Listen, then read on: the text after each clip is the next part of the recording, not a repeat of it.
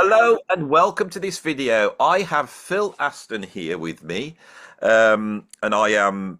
He interviewed me recently on his channel, so I thought I should repeat the favour the other way round and interview my channel. But just before I decided to do this, I saw a video Phil had put out about controversy on YouTube, about spreading hate, about going online and doing your 10 most hated albums, your 10 most hated people, and all these types of things. And I found it really fascinating. Obviously, I am a purveyor of hate on YouTube, and so I thought it would be a really great thing to have a conversation with Phil about it. Not to argue with him, although I may push back a little bit, but not to argue with him, but just because I thought what he was saying was so interesting. And as I have made over 800 videos and many of them have this sort of quality to them, I thought it would be nice to have a video on my channel where I actually deal with it. So if anybody says, why do you do this? I can say, well, go and have a look over there and see what you think. So, but before we get into that, Phil, Aye. you know, can you tell us who you are and where you're from? It's nice talking to an English person. They get my jokes. All right. I'm originally from Birmingham and now live in Cornwall, and I currently run the Now Spinning magazine website, YouTube channel, and wherever else we it hangs out really. So it's a place that does reviews, interviews, critique, and all the usual stuff that an online music magazine would do. And I've been obviously immersed in being a bloke of a certain age doing these kind of videos, and YouTube channel has been the biggest kind of platform that's taken off while I've been doing this. And as you saw, I recently did a video where I said I will not be bullied by a piece of computer code, which the title came out after I said that. And I must admit, my wife said by the time I got to that point in the video, I was sounding like Thomas Shelby from the Peaky Blinders. So I'm pretty sure that that could happen with talking to a fellow Midlander. Oh, I like a That bit of could that. happen. Yes, I'm gonna really put it on then, mate. We'll give Yeah. the right brummy mode, because maybe that's the answer for you. Is rather than the hate, we just need to get a bit of brummy moaning. You must be good at that. Yeah, people will think, oh, Phil Aston's got a right cob on. Cobb on. Oh, this is brilliant. We're up and going. Phil said cob on. How many minutes we're in? That's a first. That is. I remember when I interviewed John Anderson, I thought, when's he going to say cob on? I'm expecting it.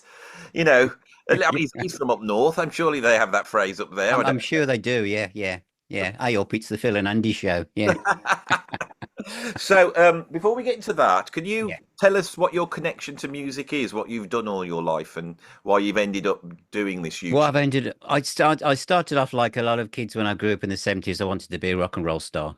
So I learned guitar. I was heavily into music and joined a few bands around the Midlands. At one point, I was with a band called the Handsome Beasts and Heavy Metal Records in No Wolverhampton. way, you played in Handsome Beast. Aye, yeah, I was there. You a Yeah. Handsome Beast. Well, I, I don't know how to But they answer that. were Handsome Beasts, weren't Yeah, they were beasts. I'm not sure how handsome we were, they? but Yeah. yeah, we were. Wow, Yeah, that's incredible. yeah. I think it was one of I think it was one of the first singles. I think the first band where they released a single. It was the All Riot Now was the first one, and then Breaker. We did that, and then I was in other bands. Rogue Mail in London with people, ex-members of Samson, etc. And I was also in another band called Tantrum. And then I reached a point where it wasn't working.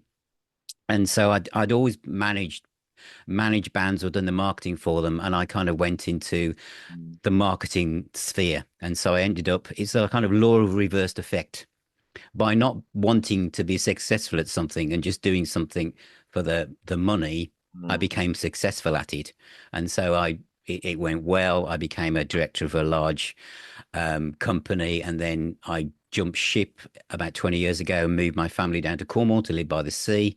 My wife is a professional violinist and composer, so I pushed and helped market her music and stuff, and she released a few albums.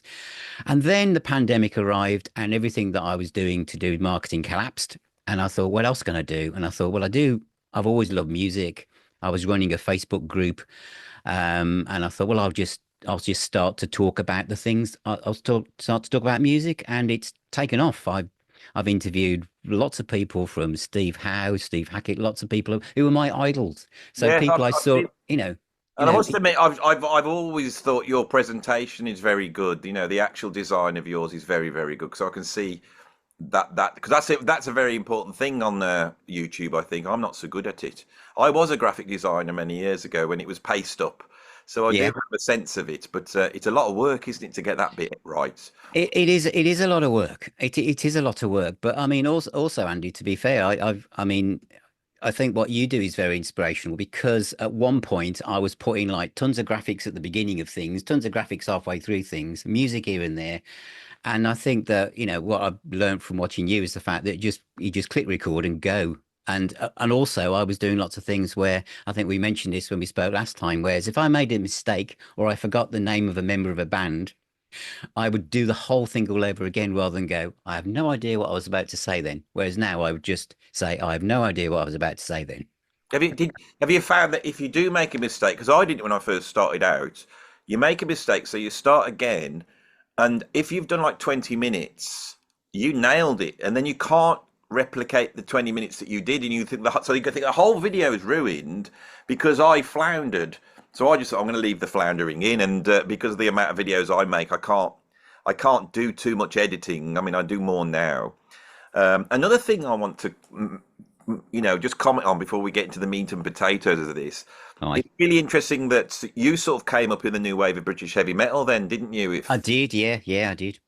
with bands like Samson and Handsome Beasts, Yeah, yeah, and it's incredible how I think a lot of what we're doing, however disparate the music we discuss, this sort of little market that's opened up on YouTube of people doing album reviews and sitting in front of their record collection and chatting about music.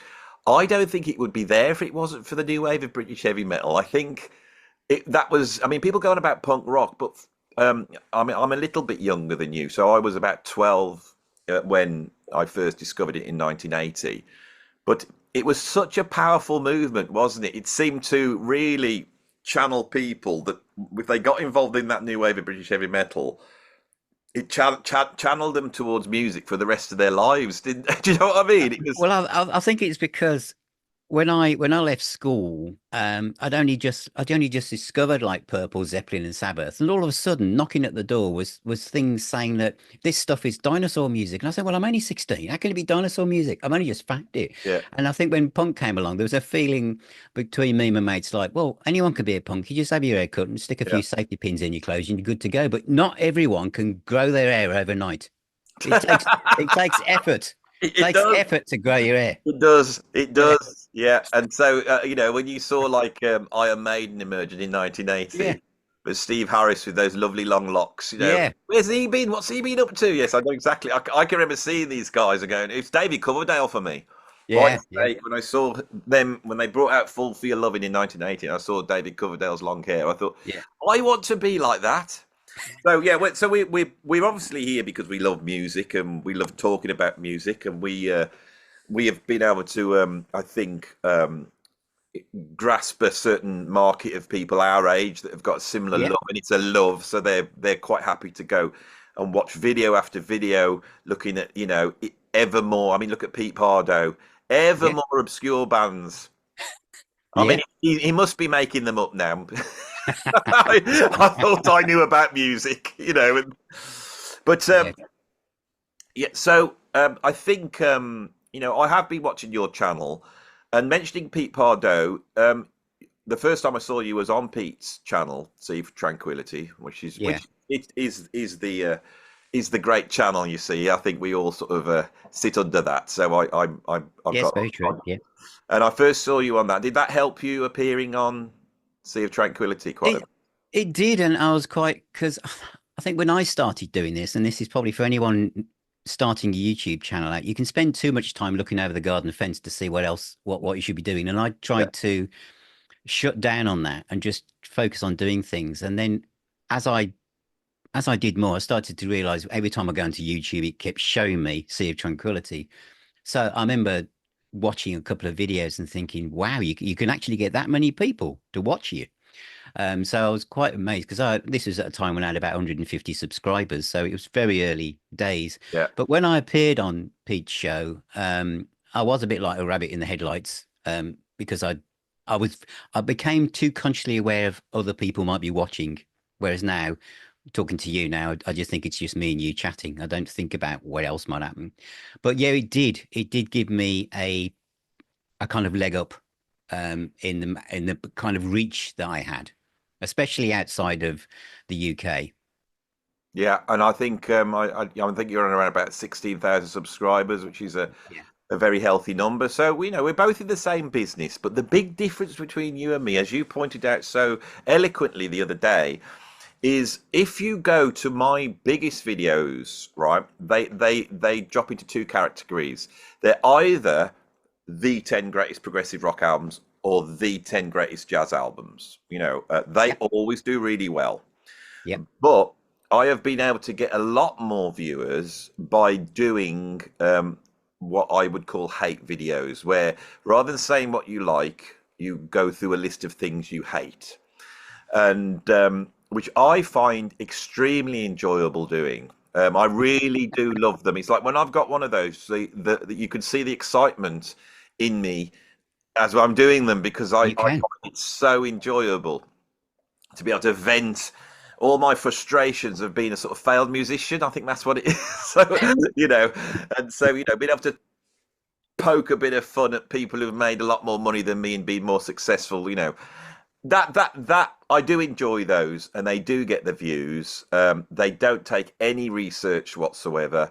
I'm quite happy to know nothing about the band, so I can sit there making mistakes, getting everything wrong, and I'm quite happy with that. But your temperament's a lot different to mine, and I think with you, do you think that if you were to try and do it, it just wouldn't come off? Is that what it is, or do you morally not like the idea of Well, running I'm a not minute? going to say I'm not going to say morally, because I did make a concerted effort at various points in my video to say that all the people that do these kind of videos, I tip my hat and think that everyone that does this Mm, is incredibly successful. Some channels I actually watched, the one channel, grow by 10,000 subscribers in 1 month when he decided to go down this route. So it works. does work, yeah. So I cannot say no one should do that, because for some people it's really easy to do, like yourself. Although I do think you have a bit more kind of humor in yours, than some of the others. And humor online is very difficult to sometimes separate between what is really someone taking a little bit of Mickey out of it, or whether they're being deadly serious and saying, no, I really hate this band. I My personality and the way that I've set up what I do, and that Spinning Magazine is also behind the scenes a Mm, large community of collectors and people in the Facebook group, yeah. and thanks to your brilliant idea the other week, a WhatsApp group as well. And it's attracted a certain type of person who you can tell if you look at any of my videos and you look at the comments, everybody gets on. I think it's really weird in that case, because I know the YouTube's like the Wild West, and Yeah. usually it's like a bun fight. But if you look at that video I've done about this subject, there's about 550 comments, and everyone's basically agreeing with me. Mm, And I think that's unusual. So I've attracted an audience that likes what I do. And I think even if I thought, oh no, I think I'm going to go up into the YouTube elevator to the next floor up, and I'm going to do a video called Five Bands I Just Can't Stand. It wouldn't work, and my audience would think, "What's happened to Phil? Has he been abducted?" And I did try and do. I thought, well, I yeah. can't say five bands I hate, because I think I can hate Thai food. Well, Mm, actually, I don't. But you could hate going to a certain restaurant, so then I wouldn't go and then say, "God, that was awful." So I don't know whether I can hate music. I mean, it's music. It's not like hating something that's going on in the news, that's where people are being blown to pieces or something. It's just music. And so I don't feel I can do that. I tried to do five bands I don't get, and I made a list of them.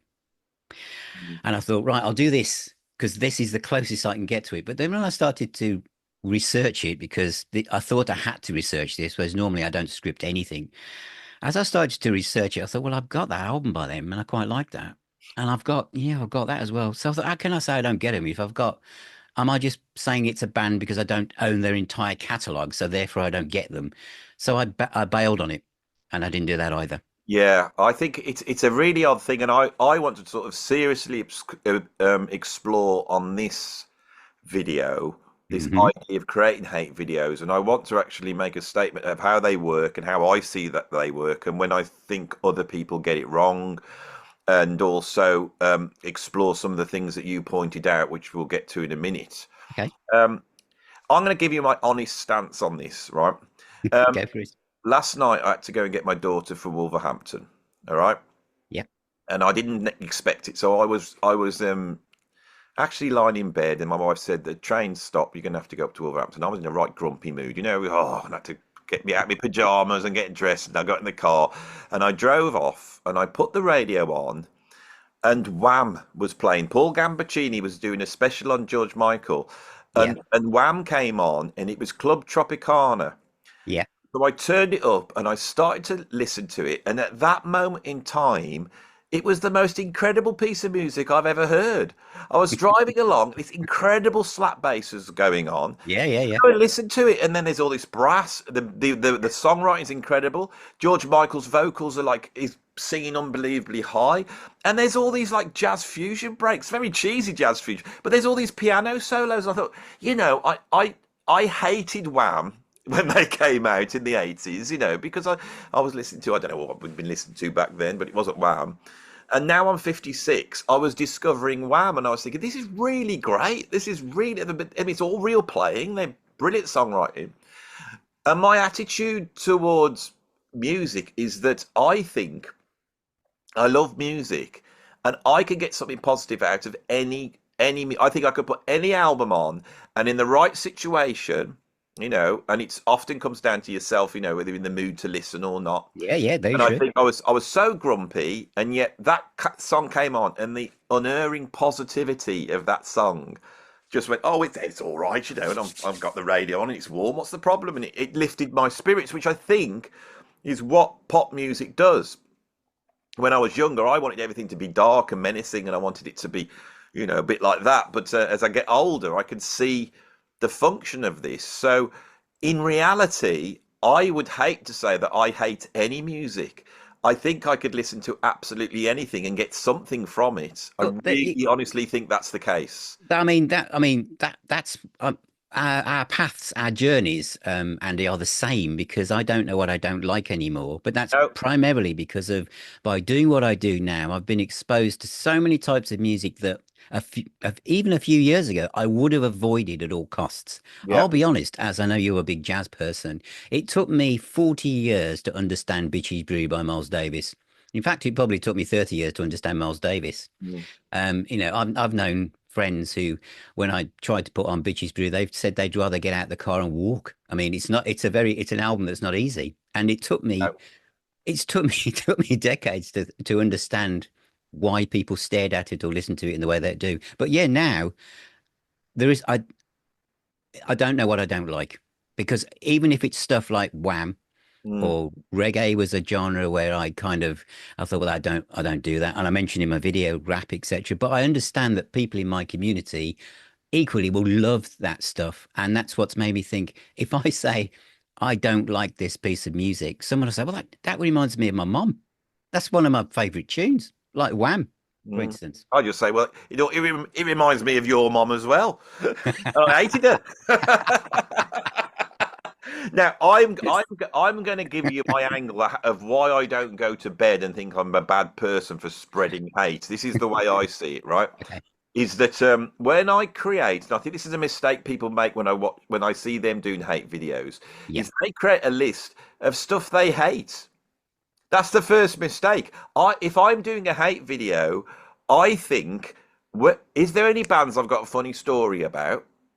And is there any bands that I can say something and get into a mode of discussion that will be comedic? So, for example, recently I had a right go at Lenny Kravitz. He was like on this a pointless with these pointless.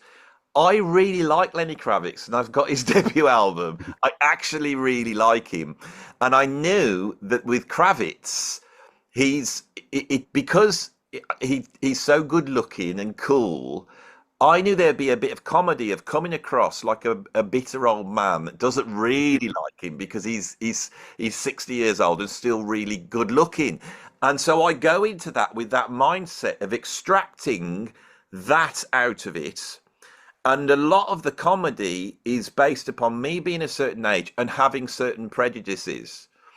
And I think to my age, and I remember thinking, if you've come up through this sort of new wave of British heavy metal channel, which we did, Yeah, remember that we would have hated drum machines, wouldn't we? We hate drum machines. yeah, totally. We hate slap bass. Yeah, yeah, Yeah. yeah. Initially, yeah, yeah, Yeah. You yeah, hate saxophone. yeah, That sort of rock yeah, yeah, yeah, yeah. mentality. And if Just you yeah, take that and extrapolate it off, it's sort of taking the mickey out of that. And then I think as well, when I was very young, I was into like heavy metal and heavy rock. And I used to come home from school and I'd be doing my homework and Starsky and Hutch would come on. And Tom Scott's theme for Starsky and Hutch would play. yeah, And in my body was going, this is the best thing I've ever heard. It's making me move. And it's the drumming and it's all that was at the low level. And then the cognitive distance of my heavy metal head going, you don't like this, Andy. It's not what you like. You like Tigers of Pantang and stick to Tigers of Pantang. And so that sort of allegiance that some people have, I believe you should have dropped by the time you are our age. And so I'm also taking the mickey out of people who I know will get wound up, not because that I'm persuading them in any way. It's the fact that by poking fun at certain bands, their knee-jerk reaction will be, "Oh, you can't criticize Pink Floyd because they're one of the bands." I know that you can't criticize Pink Floyd, and that audience is hardcore. I criticized Marillion quite a lot, you know, um, and the reason I criticized Marillion a lot was because I drum for IQ, and so there is a yeah, thing yeah. with Some those theatre rivalry. rock Yeah, bands, and what I find really interesting is once I've targeted it on a band that I hate, like so, for example, the Ramones is the latest one. mm. I've said so much about the Ramones. I've invested so. I mean, I had a song the other day. I created a song on AI which was about how much I hated the Ramones in the style of the Ramones, and but I've got about four Ramones albums. So at some point, I'm going to sit down for the week and listen to them, and come to that band again, like I've done with Camel, like I've done with Marillion, like I've done with Pink Floyd, and then seriously go through it with the audience going, Andy doesn't like these, but he probably didn't like them because he hasn't really listened to them. I'm quite happy. I don't see myself as being the arbiter of all truth. Does that make sense? I am me. I come on and I'll be me with all the prejudices, all the silly things I think, and I find it quite interesting the reason why I don't like Camel. And the reason I don't like Camel is because my mate liked Camel when we were kids, and because he kept playing me the Snow Goose. Snow Goose is not the best album to be introduced to. So I re-evaluated the Snow Goose and mine. I thought, well, that's brilliant, really, isn't it? And is it if you're going to have a channel where you're going to make probably up to 1,000 videos over a certain amount of years, you should really be changing your opinion, shouldn't Oh you? yeah, yeah. I mean, I do a lot in my videos. I say this is about. I did one on Black Sabbath's "Never Say Die" because it was the one album I never bought by them. I saw them on that too, and I just Yeah. thought I thought it was terrible. But now, of course, I've changed. The other thing that was very important to me was that whereas a lot of the other channels and lots of Facebook groups are heavy metal, Mm, whatever it's hard rock, heavy metal, whatever that, and that's the genre they do. It mm, was very important to me because of how I've changed from being that new wave of British heavy metal guitar player, is that I wanted to have something where I could talk about Deacon Blue, or I could talk about jazz, or I could do something about the Stax Soul label without people saying, "What's happened to Phil?" And when I first started to deviate from outside of the rock corridor, some people who subscribe to me said, "That's a misstep, Phil. Have you done that because the record company have sent it you or something? Why are you talking about this band that's not rock?" So, and I've managed over the last couple of years to that people now aren't surprised if I talk about any genre. Where I think that some channels are are sort of stuck in the genre that they do. If yeah, they you get tied up with it. tied up with it, Yeah. especially if you called yourself something to do with prog, perhaps you kind of, it's very hard for you to suddenly start to talk about Otis Redding, perhaps. Mm, Maybe you don't like Otis Redding, maybe it doesn't matter. But I wanted Nas Bunny magazine to be like Sounds or Melody Maker or NME, where you turn the page and it was a page about folk music or a page about mm. jazz. So I want to have the freedom to talk about whatever I want, whenever I want to talk about it. So that was an important part. But I agree with you. Oh, I will say this because I said I would before we started recording. I was in a record fair yesterday in Hale in Cornwall, Mm. and it was quite busy. And I was going through the all the vinyl, and there was a guy to the right of me saying to the two people sitting behind the counter, "Have you ever heard of this guy called Andy Edwards? He's hilarious. He does this video about 10 bands he thinks are overrated, and one of them was the Ramones." And these people go, "The Ramones? How can you say the Ramones are overrated? Who is this guy?" And they go, "Oh, he's hilarious. He's really funny." So I think they didn't say, "Yeah, he's bonkers." That's like, you're really funny. So the humor obviously comes across. Yeah, I mean it's comedy. Yeah. If I was seriously, going to run down an artist, I would not approach it in that way. I would have some good arguments, and I would never be coming in with this idea that they're the worst thing ever. I wouldn't, because I don't believe anything is, and this is why I wanted to have the interview with you to sort of state this, and because when I watched your video, there was a certain thing that you said which was very interesting. Now, before I get onto that, Mhm.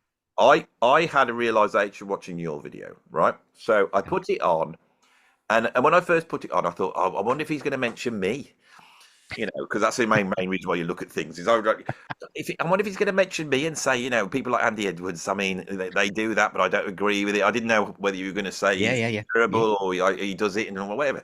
So I was watching it for that. And then you were talking, and then about 20 minutes in, I Hmm. thought, I'm still here. And the realization I had is that when you do this YouTubing thing, right, Hmm. your main job is to keep the person watching. And I think that all of us have in us that do this, that are successful in a way at it, you have a way of presenting it which holds the listener. But I think it's individual to the person. And I think your personality actually works really well, which is why your YouTube is taking off. Now, we have all seen many other YouTubers with 75 subscribers who are sat in front of their record collection telling you about it. And don't you feel like, oh God, when you watch them? And it's a shame, but you feel like, and they're just not cut out to be doing this because they are not engaging the audience. Now, my engagement that I use is the same engagement that I used when I was a teacher, when I was teaching in colleges, 16-year-old kids. It's just making them laugh, making them go, using the unexpected, telling stories. All these things are the things that I learned over 30 years. So that's my approach. But whereas yours comes in, and I would love to try and tease out what you think the qualities are that kept me watching and how that relates to your experience. I think it's got something to do with the experience you have as a music fan. If you've got something a little bit a different outlook. See, I'm making this up as I go along, and I'm trying to get to some truth here because I love to learn something, and I wanted to talk to you and tell you what I thought it was. And at the beginning of this video, I said I don't know anything about you. But now I know that you went from that sort of playing in bands, New Wave of British Heaven, and then Yeah. to managing bands. There's a certain outlook I think that is unique to be. I've never done managed any bands. I couldn't manage anything. So, what do you think you bring to your videos? What it is it that what do you think it is?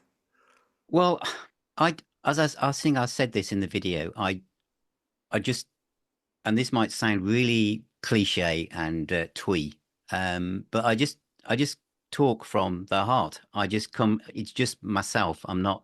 So, and I said this in the video that if you create from the heart, then you don't have any competition. And that's an important part for me because I'm easily influenced by the next shiny thing that's coming down the Mm. road. So if I start to watch other people's channels one after the other, I will start to almost mentally catalog a list of things that I think I should be doing. Well, Mm. they've got graphics that fly across the screen. Yeah. Maybe I need those. Maybe so. I tend to not watch a lot of other things. I try and make sure that when I sit down to do something, I don't have a script. I've done no prep. Mm. I don't have Wikipedia open. I don't have No. anything like that. But I make sure I'm completely in the zone and I'm going to talk to one person. I only imagine there's one person. And that person is a bit like myself because that's my image is that the people I'm trying to attract are the people I'd like to sit down in a pub on a Friday night coming home from work and we have a couple of beers and we talk about the music we've discovered on the radio or what I've just bought from HMV or whatever. Mm. That in my mind's eye is who I'm talking to. It's people Mm. I'd actually like to hang out with and have a beer with. So I don't think of numbers of subscribers. Where I imagine I'm trying to talk to someone I'd like a beer with. Yeah, It's that simple. I came to a very similar conclusion that I think a lot of people that put our videos on, they're actually in the background somehow. And it's sort of comforting to have someone just chatting about something that they know. And it is like you don't have to engage with it. You haven't got to go down the pub and say anything back, but you can sit there as a passive listener to sort of this conversations going on. And I was very aware of that. But what I'm interested in is you going from bands to managing bands. What was it about? What was your skill set that meant you could manage a band? What do you think that was? Um, I've always been good at organizing things. So I mean, the same as when I went into marketing, I ended up like being put in charge of lots of people. At one point, I was managing over 450 people and large budgets and multiple Mhm. sites and stuff because I just had a, my manager used to say, well, Phil has a way about him. And I think that way about me was because I've always been quite sensitive. I'm underneath it all, I'm incredibly shy. Mm. Um, and hated to have the spotlight on me, hated to be that kid in the class who was told to read out at school. That might seem odd when I was also in a heavy metal band running Especially around the handsome stage. beasts. Yeah, exactly. So how does that work? But it's a bit like doing this. Some Mm. people don't like being in front of a camera. But I've also done public speaking, but I've never really enjoyed it. But I was if I ever in my corporate life they needed to suddenly tell a department in Liverpool they were all going to be shut down, we'll send Phil because he'll do it in a way that they won't all want to jump off a bridge. So yeah, so that's I've always had that sensitivity, which I think makes me hypersensitive to when I've done the tribute videos when so many of musicians from a certain age group are unfortunately passing over. And Mm. I've thought, well, I need to say something about this person. When I've done it, I've found it very draining. And Mm. I've had multiple times when this artist's kids have approached me to say thank you for what you said about my dad.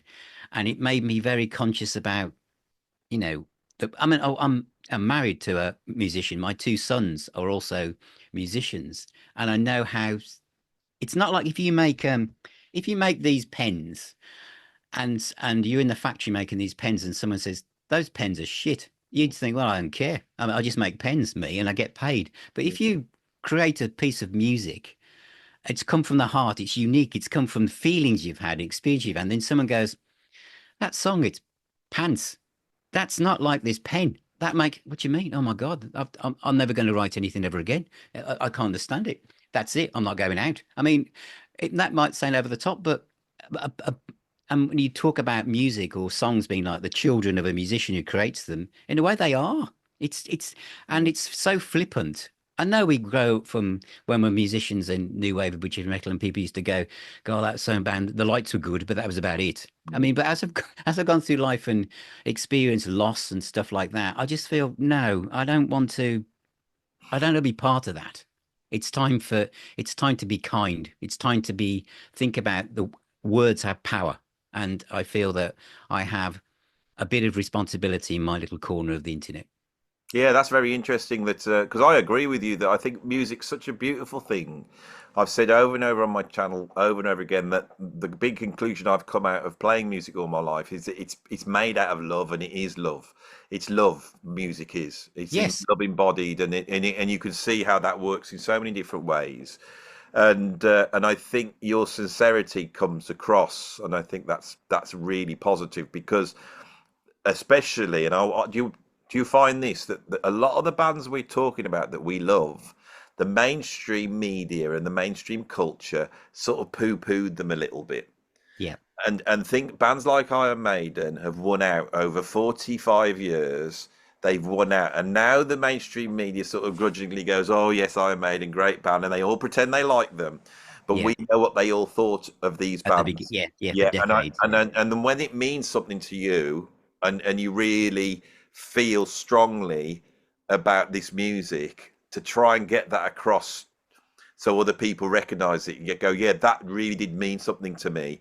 And at the time, everyone said it was a load of rubbish, and my parents were saying, well, why do you like Motorhead for? They look like a bunch of delinquents, which is what my dad said about them.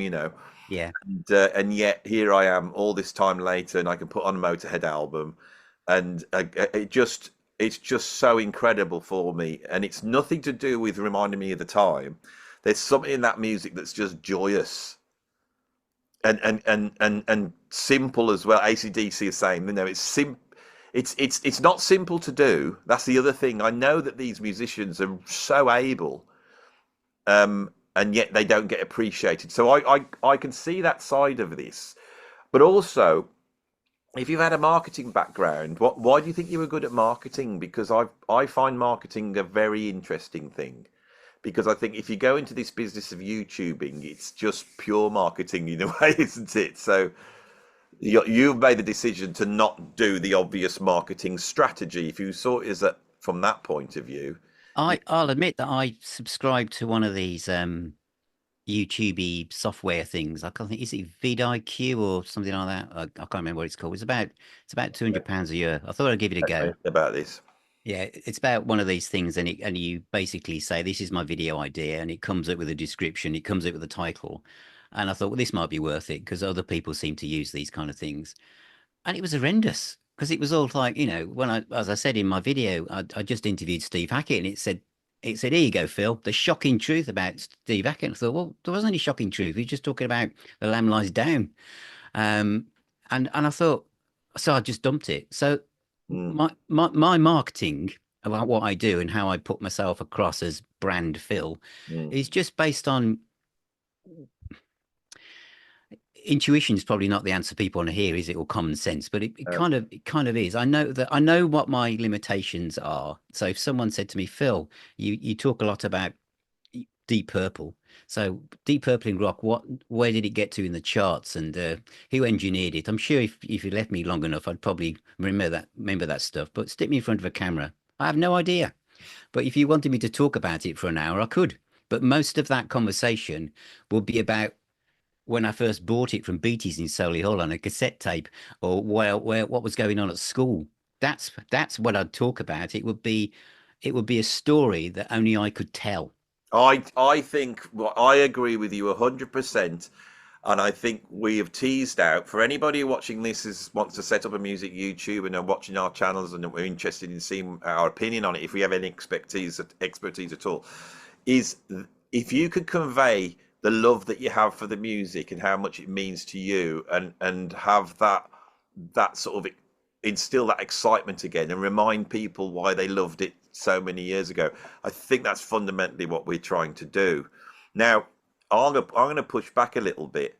Okay. I feel that when I do the hate videos, I'm still doing that in a way. I feel that there's nothing better than sitting down the pub with your mates and having like almost like you take sides, and it's you're not 100% there, but this would happen in the old days. You'd have Yeah, that's very true. Yeah. would be arguing. Like for example, I've one of my students is a good friend of mine. Her favourite band is Status Quo, and she never got Led Zeppelin. There was definitely a Led Zeppelin and a Status Quo divide, and she said in the 70s you either like Quo or Zeppelin, and Zeppelin were for the serious, like almost clever Yeah, kids, and all that. the grown up, the big Status Quo were kids. just Yeah. straight down the line, and Yeah. I've argued with her, but I love Status Quo. I love Led Zeppelin more, and that's interesting to me. So don't you think there's some utility in having an opinion and not seeming like you are just love everything? And doesn't that negate the channel? I totally agree what you've just said because I status quo with a bridge to me from Sweet, Slade, and T-Rex to Led Zeppelin, although I Yeah, still like them all. So yeah, I understand that. And I do agree with you that if you just come across as someone that just loves everything all of the time, that could be like, is there yeah. anything, Phil, that this Phil Aston guy doesn't like? That has been And my pushback. That's the only you thing that know, I would think. Now, when I was teaching music, to give you an example, this is where I learnt it from. I was always someone would play me something, and I go, "Well, it's terrible, isn't it?" And they go, "Well, why?" I said, "Because it's the," and I give them all the reasons why, and they would go away all sorts of upset because their nan's been telling them that they were great, and then they meet me, and I say they're terrible. And then they have a decision. They either lift their game or they give up. And some give up, but the ones who lift their game, eventually they do something, and I go, "That's brilliant. That's brilliant. That is." And they always said to me, they knew that I was telling the truth. Now, we did a show once at the college, and one of the kids in the band, his dad was best mates with Robert Plant. And so Robert wanted to come down and see the show with all these kids in, but obviously he can't come in because he would just take over the show. yeah, And in the theatre, we had this like these bank seats, right? So they were banked, and then underneath it was a hollow. You could yeah, climb. yeah. I can imagine. Yeah, yeah, Yeah. So Robert turns up, sneaks in, and he climbs under the seats to listen to the show. yeah. And when I found this out, I thought all those parents are sat there unknowing that about 2 foot below their bums is perhaps the greatest rock star of all time. Anyway, he once he'd had a listen, he went out, and some of the kids spotted him, and they ran over and said, Robert, did you watch the show?" And he went, "Yeah." And he said, "What do you think?" And he went, he said, it was just a load of shit, wasn't it? What Robert said. And Mm. what happened was all the kids sat down the next day and said, "Why did Robert say that?" And then I started to go through the multiple reasons why he said it. Mm. And the next show, they were so much better because they'd got some objectivity. They weren't just seeing it from their inside themselves out. They were seeing it from outside themselves. And the first thing I said, "Look, it's Robert Plant. He has got everything at his disposal. You're not going to blow him away because he's got the best drummers, the best guitarists. He's worked in the best band ever. It's like he's not going and he's not going to lie to you because he knows that you've got to be told that this is the same thing." And a few months later he came back and he actually we were doing something with him. It's incredible this, and he wandered off. We didn't know where he'd gone, and he wandered up to a class, found a band, and he'd sat there and taught them. Wow. And they came, and I these things have always struck me that if you tell the truth, people trust you, right? So there's a double-sided thing. So I wonder whether that would be my pushback against saying everything's great. Well, I don't. I think I'm lucky that people do trust me, Mm, and I know that I've got the influence and reach that if I give something a good review, it will sell yeah. really, really well almost instantly. And I've had some things where I've reviewed and they've literally sold out within 24 hours. So people listen to what I say and they believe me.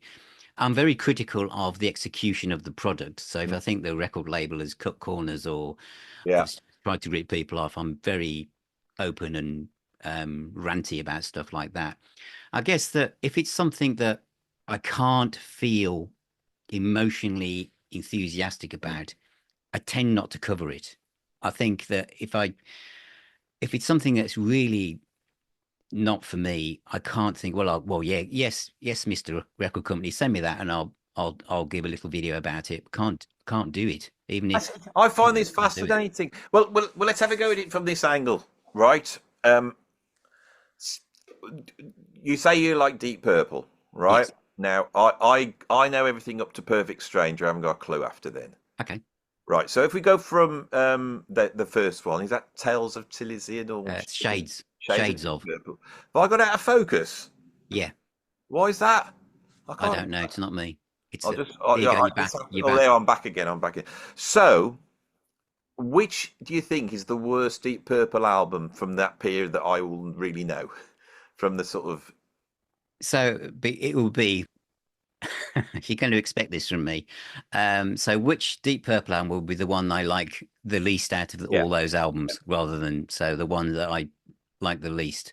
Because I like them all, obviously. It's probably the worst band to pick on for me because they all have their moments. But I'd probably, where would I land? Uh, Possibly be the House of Blue Light, which came after Perfect Strangers, was Yeah. probably, yeah, that would probably be the one. But again, as soon as you leave me for a few seconds, I'll start to say, yeah, but what about Strange Ways? Isn't that a great track? Mm. Spanish Archer, that's got one of Blackmore's finest guitar solos in it. So it's it's a bit like when we started a while ago saying that when I was saying I was going to do a video called Five Bands I Don't Get. As soon as I start to look at it, I realize I actually get more That's than I interesting. realize. That is. Yeah. So, but what is it about that? I don't know that album, you see, so I can't chip in. But what is it about that Deep Purple album, which would be your favorite Deep Purple album? Burn. Burn. Yeah. That's not the And best one. well, it is to me. Again, it's personal, isn't it? And It's got Coverdale on it. yes, it has, but it has the track "Burn" on it, Andy, which has like, I mean, as a drummer, there's a drum solo literally Unbelievable. behind. Yeah, the Yeah, drumming on that Burn is unbelievable. yeah, And I was going to do a video, and I was going to like, and it would be a hate video. You know this band, The Warning, this yeah. Mexican band. All I'm getting on my channel is everyone going, "You got to check out The Warning. You got to check out that." I keep checking them out, and I keep checking them out, and I don't hate them. They're okay. I would never listen to them, and I don't know why everyone's saying I should check this band out. And I said to one of the guys, I said, "Well, the drums sound all processed like all modern rock bands. It doesn't sound like a real drummer."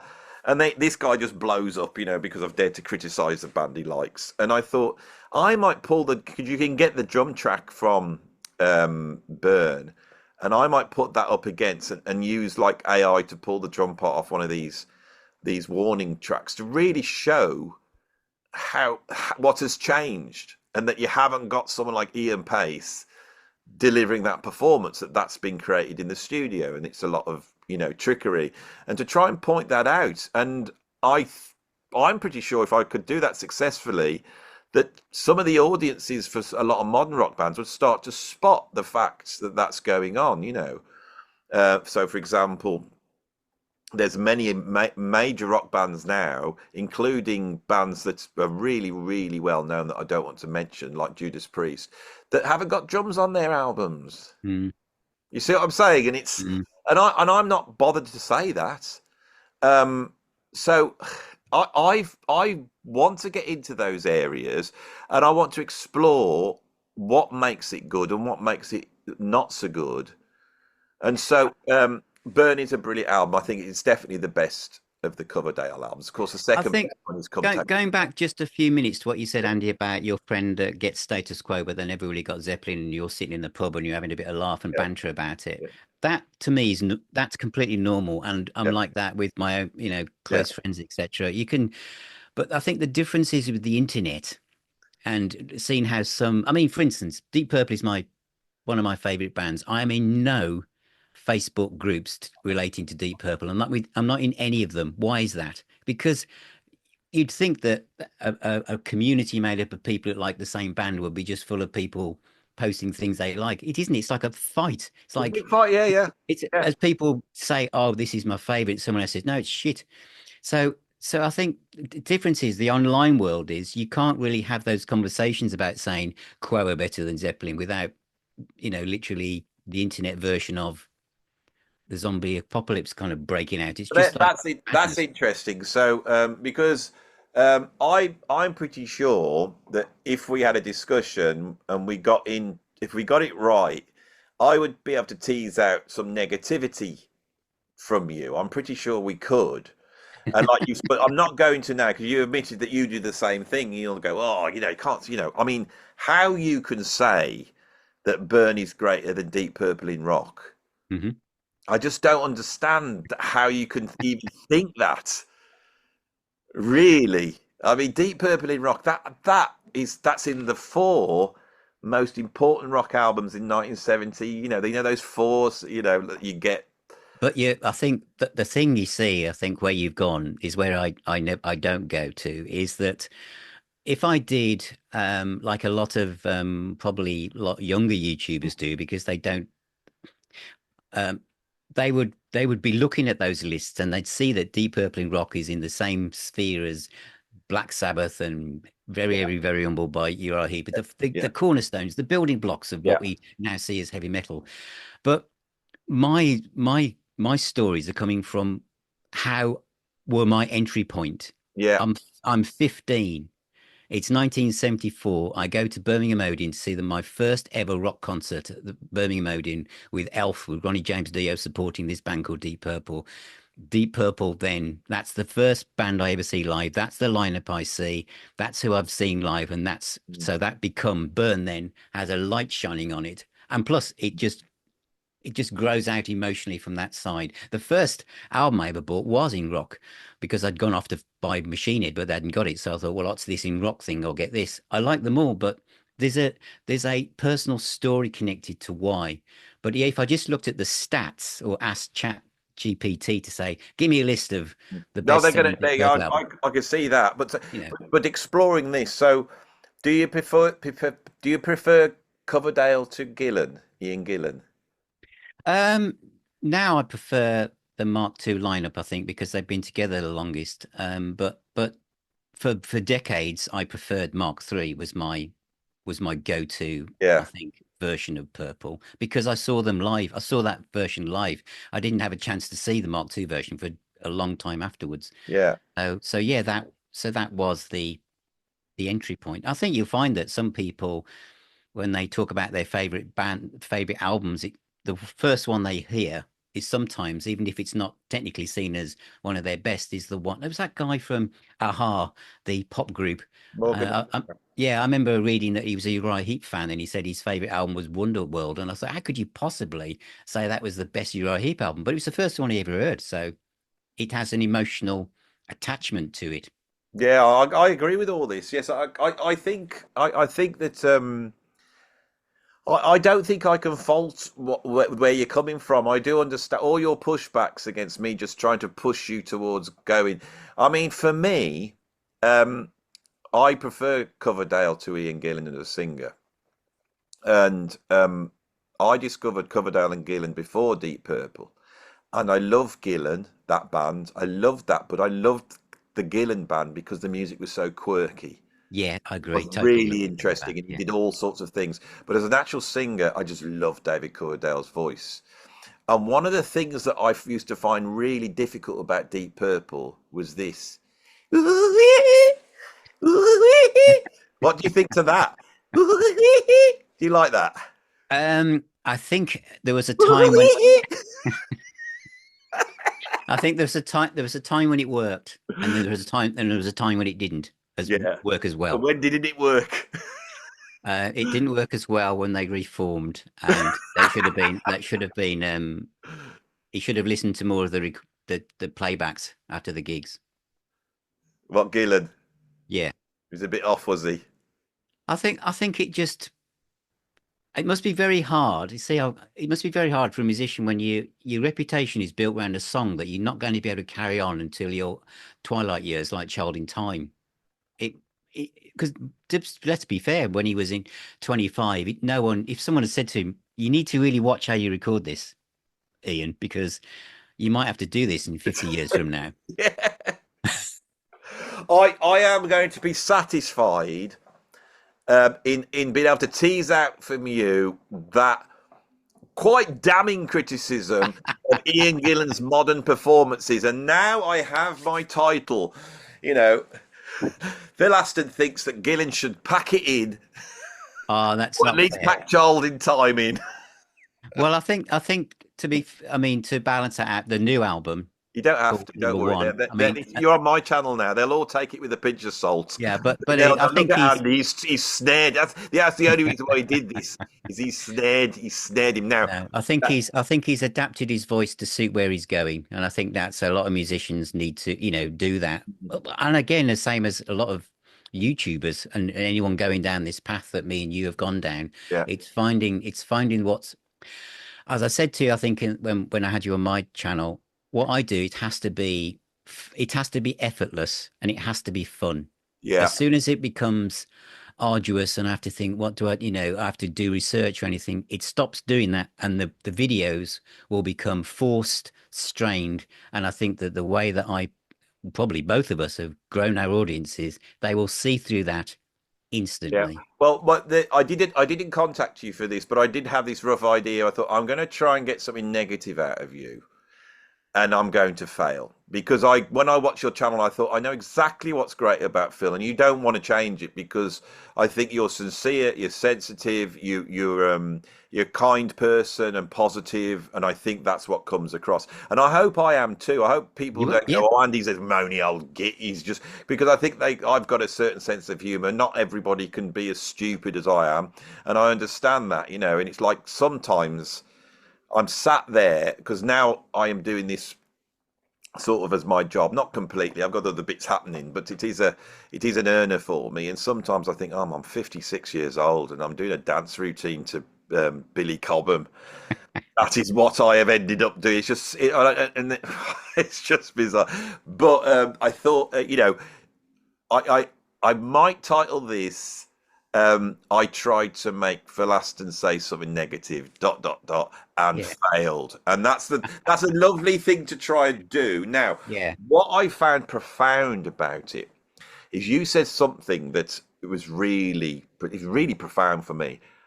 My whole life, I've had a real problem doing what an employer says to the point where it causes me anxiety because I've always thought, how long can I go on like this?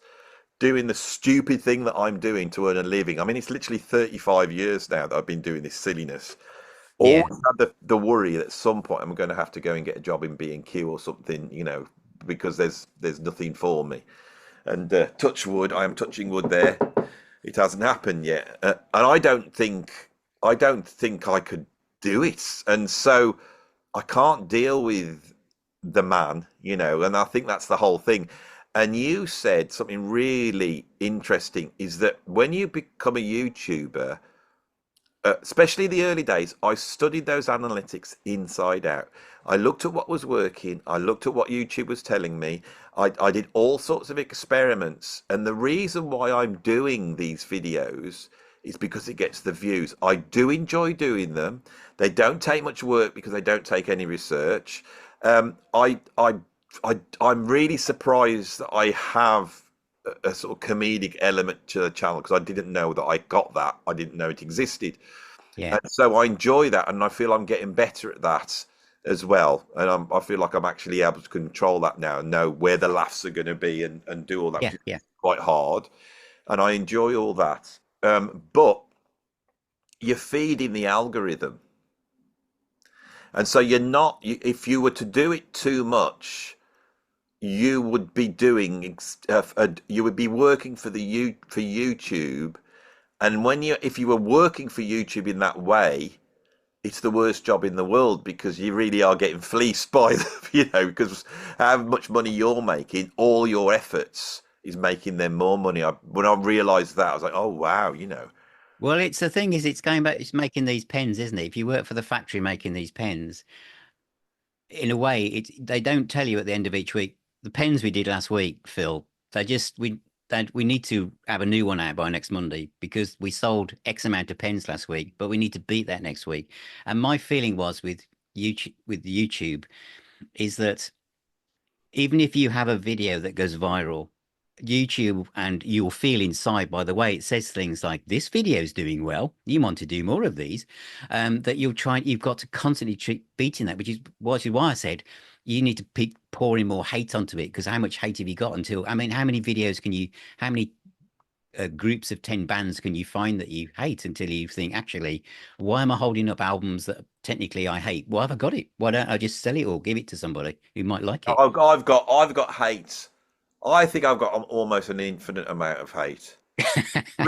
My hate reserves are so deep. And I mean, recently I did a video which was called "The 10 Worst Things." Now, The 10 worst things yeah, it was just called "The 10 Worst Things," and the only ever. reason why I did it was because I thought that that title is actually taking the mickey out of exactly what we're talking about, isn't it? Yeah, Andy Edwards presents the 10 worst things. What was the first on the ever. list? Nazis. And I came up and said, yeah, Nazis, they're really bad, aren't they? Don't like Nazis. They are one of the 10 worst things. Knowing that would have things above Nazis like piles, that I'd put Yeah. piles above Nazis, which they're not really above Nazis, everybody. That's just funny. You know, it's like not Nazis are bad, but bloody hell, piles are terrible. And I did that video, and then what happens next? Prong Corner. They're doing the 10 worst things. Pete Pardew's doing the 10 worst things. Pete, what are you doing the 10 worst things for? It's not music. It's not music. There they were copying me. I mean, Scott's unendingly positive, so he tried to do the 10 best things, then realised that doesn't work. I'm working on a test bed. If they want to know how to do the 10 best things, I'm working on it now. I'll show them how you do that video. I mean, They need to that watch the master. it was one of those. It was one of those videos that actually triggered me into doing the one I did because I just felt that I do feel that you have got to create for yourself. Not the wrong phrase. Be yourself because obviously a lot of people are staring at each other and thinking, well, look, he's done one of those. I need to do one of those as well. I think Yeah. that's where it's like a race to the bottom. And I think Yeah, I think it's interesting how it works, and um, and I race think to the pile. even the fisherman, as I call him, even the fisherman did one, didn't he? He did. Who's the fisherman, Phil? That other How do guy you know who I'm talking about? because you mentioned him last time. The fisherman. Yeah. Don't you think But he's uh, like a but fisherman? yeah, I mean, There's I nothing just don't wrong want with to be looking like bullied a by a piece. fisherman. I don't want to be bullied by a piece of computer code. And it might sound really weird, Yeah. considering that my background is in marketing, but I never look at YouTube stats.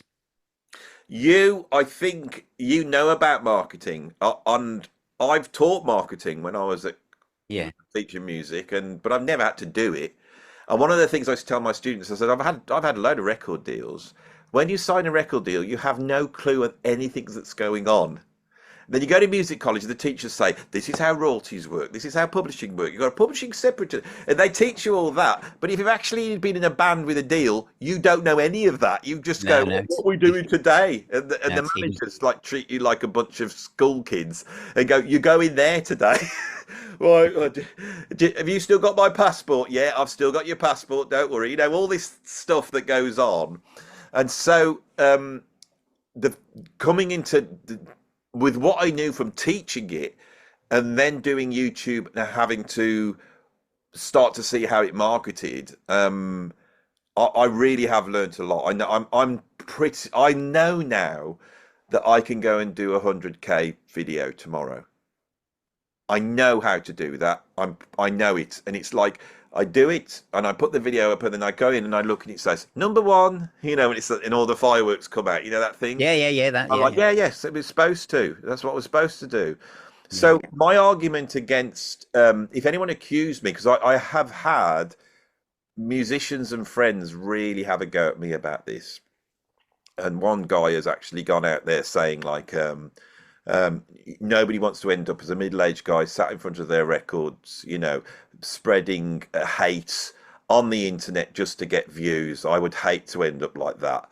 And I thought that's so belittling because I hope that under my videos is actually something which is worthwhile. I wouldn't be doing this if it wasn't worthwhile. And I've tried to. This is why I wanted to have the chat with you about, just to try and explain my position, Hmm. and all the multi-layered things that exist there. That are the reasons why I think, for me, with my personality, because I think that's what it's about. I've got a certain personality, a certain sense of humor, and I can try and explain something in a certain way. Um, and I think you've got another aspect, which is why your channel is growing, and I think you have to stick to it. Basically, I don't think I don't think anyone can do something they can't do. Yeah, very true. And the reason why I wanted to chat to you is especially now I know you're a music manager. Don't you think the key to managing a band is understanding if you that they're unique? That bands only make it because they're unique, aren't they? If they sound exactly like another band that's out there, it doesn't work, does it? So Well, with most things, it's you've got to have your own voice. You've got yeah, to be yourself. Yeah. I mean, if especially in the world of YouTube, I mean, a lot of people might be watching this or watch what I've said or other and thought, well, and I said in my video that if you do follow that path, then it's a fast track, and if you're good at it, the sky's the limit. But you can't copy it if you're not that person. You've got to be yourself. you got to be yourself, and I think that's what I knew that would be the sort of, I suppose, the profound message. I always think there should be a message to what you do, and I also think that my underlying, believe it or not, I want to spread some sort of unity. You know, Build bridges, yeah. Bring I people want to, together. yeah, I want to bring people together, and I want to create some sort of positivity. And one of the things for me is that having a good argument about whether Burn is better than Deep Purple in rock is a damn fine thing to do, and it doesn't hurt anybody. You know what I mean? Yeah, And yeah, it's fine. It's especially fine. if you do it with a bit of humour, and and I've tried to do that with my. I mean, but don't you think though that the thing is that you need to Have you cultivate. noticed every time I do that Gillen sound, I go out of focus? Yeah, it's obviously the vibrations, Andy. What? That's What? what it is. Yeah, I know. Yeah, Can you it's imagine what if it is. can you imagine if you Yeah, had Ian Gillen on and he yeah. did what? Oh, we can't do one anymore, can No, he? no. But I just want to say that it's about growing your own community online. So the subscribers that I have and the subscriber you have, they're coming to each channel. You're growing a community of like-minded people. So if you try and copy another channel, that audience isn't necessarily going to like what you do anyway. No, They're well, going to they may not mix. Do yeah, you know what I that's so mean? right. And we are actually a community. Yeah. And, I'm very appreciative, especially of Pete Pardo Secret Track. I mean, I owe him so much because I don't think my channel would have got off the ground if he hadn't been having me on as a guest. Hmm. And so I really appreciate that. And I knew every time I appeared on there, I was getting people coming across, and I enjoy watching yours. I enjoy watching a notes review. I think he's great. I do love the classic album review. I think he is also, he's a bit like that. He's been there for longer and he knows. Yes. Yeah. He's very good. And I think he's so articulate, and Very. I, Yeah. I love his delivery. And of course Scott is just bonkers. He really does come across as some sort of snake oil salesman, but he's totally genuine at the same time. And I think we all the ones that are doing well, we've all got our own personality, and I would like us all to be closer together. I would like there to be a lot more crossover, and I would like to, this is why I wanted you on the channel, because I knew some of them are like, oh, Phil's on Andy's channel, oh, brilliant, and they'll just like to see us having a chat, Yeah.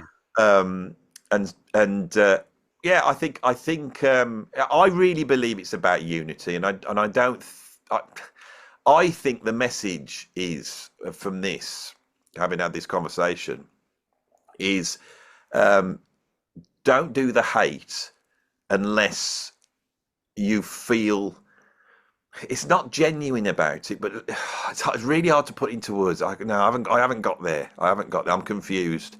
This is what I wanted to chat to. There's a bit about this that I don't, because when I see other people doing it, sometimes I think I shouldn't be doing that. Does that make sense? That makes a lot of sense. Yeah. Yeah. I think that, as I said in the record fair yesterday, people saying, "You go listen to this Andy Edwards. He's hilarious." That's the right approach to it. But again, it's you, and you're a successful drummer, and you've got this background, and you can talk like that, and you also do the very in depth, you Mm. know, videos and stuff. So I think it's different. A lot of other people, they just think I need to copy that over there because it looks like it works. And you can get lots of videos. Everyone wants to see that. Those of you watching this now, you go into the YouTube home screen and you'll infiltrate it amongst all your music stuff you like. It will be how I got to X amount of subscribers in 3 weeks and how I earned this. Mm. Don't watch them because you're not them. Mm. Yeah, I think the answer is that we've all got to do what we do, and that's what you do. I realised what it is that I did was I was playing at Prog for Piet, and so at Prog for Piet, they're all the proggers are all sat outside having a drink. So I walked in and they were like, "It's Andy, it's Andy," and I went over to have a chat to some of them. And they said, "We love your channel," and I said, "Well, why do you like it?" And they said, "Well," he said, "every time you start a video up," he said, "you start watching it." He said, "You're all chirpy and chatty." He said, "But then you say something and you go, oh, hang on." And he said, "You pull your chair up and go, well, come on then." He says, "Because you just keep putting the cat amongst the pigeons." And then they said, "What have you been doing today?" And I said, "Well, yesterday I was doing the 10 most overrated drummers in history." And they said, "Who was number one?" And I just looked up the prog for Piet thing on the wall. I said, "Well, Neil," and they just burst out laughing. And I thought the vast majority of people get it. A vast majority of people know that the entertainment is like going. It's like there's a whole bunch of people go, "I love Rush, I love Neil Peart," but Andy's going to have a bash at him on. Let's come on, let's see what happens. It's not serious. Now, this is the last bit I wanted to talk to you Okay. about, because the one thing that I do, however, which is far more troublesome, is I do deal with very contentious subjects as well on my channel. And there I do cop serious criticism, and they're not humorous. And I know that that has also been a big part in why my channel's grown at the speed it has, because it has grown at quite Yes, it has. Yeah, it has. Yeah. and so on Saturday I did a video that was called Yeah, Multiculturalism, watched it. Yeah. Good or Bad. And then I am sat there with all the comments flooding through. There's these huge conversations, and I'm arguing it, and none of this is that's not a joke. It's not. What do you think about going towards those contentious areas? Do you think it's just not in your remit, or Again, it has to be. I think it has to be something that you feel that you can bring some value to it. I do a series of videos called Music and Mental Health, where I talk very openly and honest about, my battles with anxiety and stuff, and how music has helped. And and I my have as well. You see, this is why I that was the other thing that I found really interesting, because I haven't seen those videos of yours. And I thought underneath all of mine is the fact that I've had mental health issues around anxiety. And I think that as I've dealt with those, as I've got older and been able to deal with it better, actually, right underneath my channel is it's there. And there are certain specific hour-long videos where I talk about anxiety, and I pass on, and I've had people from all over the world saying this is your best video, and this is the one I watch over and over again. I'm really proud that I've been able to help people with that. yeah, yeah, And part of my way of dealing with anxiety is to see the humour in things. I was a very serious man when I was younger. And I'm going to tell you something now that I haven't really told anybody. As the years have gone on, if I'm out on my own doing something, I narrate what is going on from the point of view as a child. And that is one of the ways I deal. It's this sort of childlike view of, sense of wonder. yeah, Yeah, but also the fact that I know that the anxiety is rooted in you revert to a childish view of the world, where if you're in that situation as a child, it would actually be a serious situation. And so when you find something you're anxious about, I often think you go, well, if I was in that situation when I was 4 or 5, you wouldn't be able to cope with it. But you're an adult, but you think you can't cope with it because you've seen it from a child's point of view. So one of the things I've developed is I narrate actually out loud. You know, so I go, and it's like I'll go, you're going to forget your wallet. Where's your wallet? You haven't got your wallet on you? You need to take your wallet when you go out. Now you go get your wallet and get your phone, right? Get your phone. I've got my phone here. And I talk to myself like that, and I make myself laugh, and it deflates the worry that I have, becomes this kid that I actually find quite funny. And that's a part of my channel. There's a naivety and a silliness, and it's a childlike and childish thing. There's the two things together, and I think there's an answer. The music is part of this solution to dealing with anxiety. I think it's so powerful, you know. And a lot of my work schedule, I do a video every single day, and it's a Yeah, hell of a lot of work. But the it reason is. is because I'd much rather have my head in a video, than have my head in worrying about the fact that my oven has just broken down 3 weeks before Christmas. It did exactly the same last year, so I must be cursed. It's. Does this make this Yeah. is the most esoteric bit of it? Yes, it does. It find does. do you find that doing the videos and talking and being in that flow state, do you feel it manages your anxiety to a certain extent? Yeah, yeah, totally. Yeah, I agree. Yeah, especially if I think that, I mean, when I first did one of those music for mental health videos, I think about two people watched it, and one of those was me. And I thought, why, as a music channel, this might not be a good idea. But a lot of people came over to Now Spinning Magazine and subscribed or joined the Facebook group because of those videos. I got to think, the demographics of I am attracting younger music fans now, but there's also a core of people who are sometimes all around the world who are they're on their own. Some people are housebound, they can't get out, or Yeah, they're this is it. and so what I do, I'm aware that I want to. I want to make people smile and build, like you just said, build bridges and connect people to a like-minded group. So I've got to plug my laptop in. I always do this. I grab my laptop, don't plug it in, and I get to this point, and it says that my battery's about to run out. There we go. Yeah, I think fundamentally, I think we've nearly got to the end of this because when I was going, I don't know where we're going with this, Yeah. there's that thing.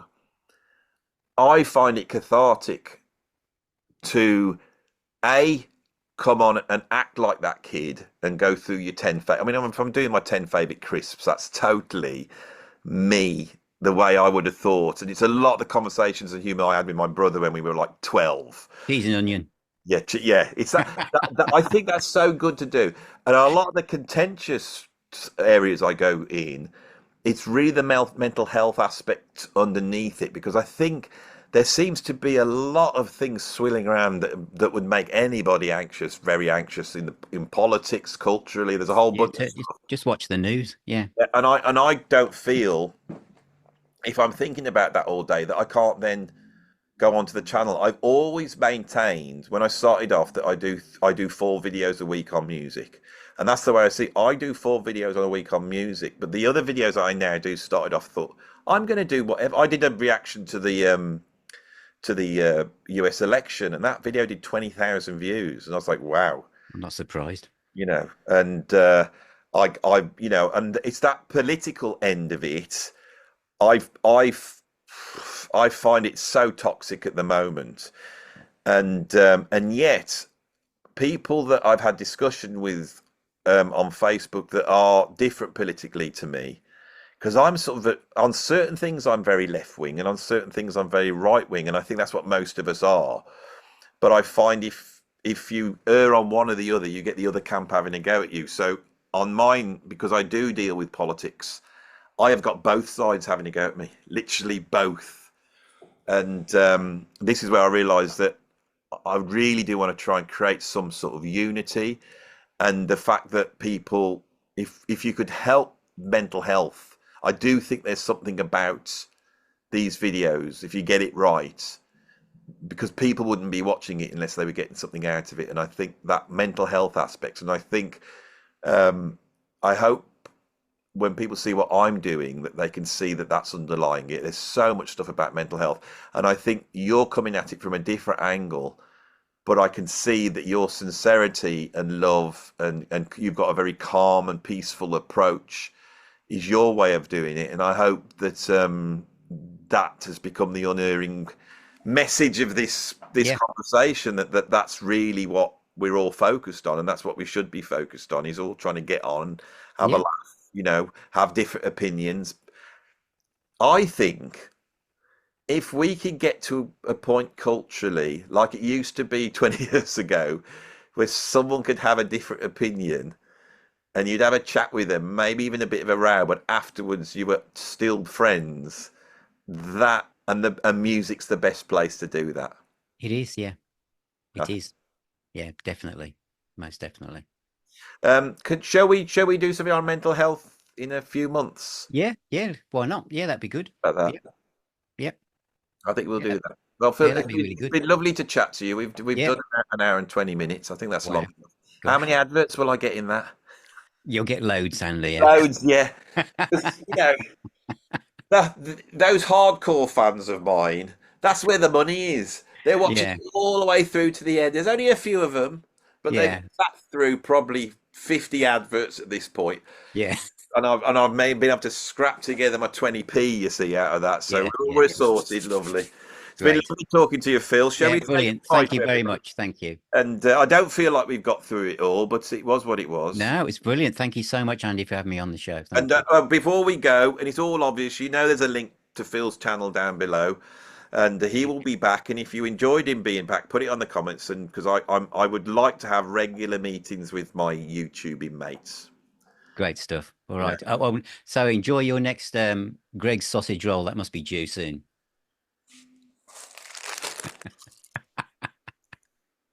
Yes. I've literally had one before. Did you? Yeah, look, I even went for the Greg's crisps. Why aren't they offering me a deal? Because you can't download them.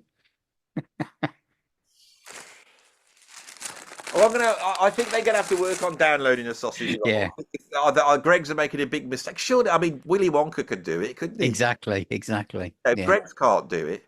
Right outside my studio where I work, there's a Greg's, Yeah. and they've put this huge, like Greg's advert on the side, permanent, and it's like massive.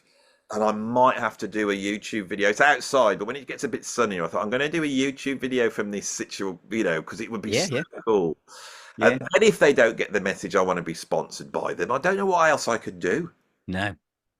No. Well, it's a start, though. It's something to Yeah, work yeah, with. I really think, when are they going to notice me? After this. I hope so. Well, I've mentioned them so much. I just want to be Yeah. sponsored. Anyway, I'm waffling now. Okay. Well, great stuff. Thank you so much, Andy. And we'll be great Can when we say we bye catch to up again. everybody? Bye Bye. bye Thank you. everybody. Bye bye everybody. You have to keep waving. I'll make you do it for longer than you so you feel uncomfortable. Just keep it. That's the way. Bye bye. Bye bye. I've lost the button now. Bye bye.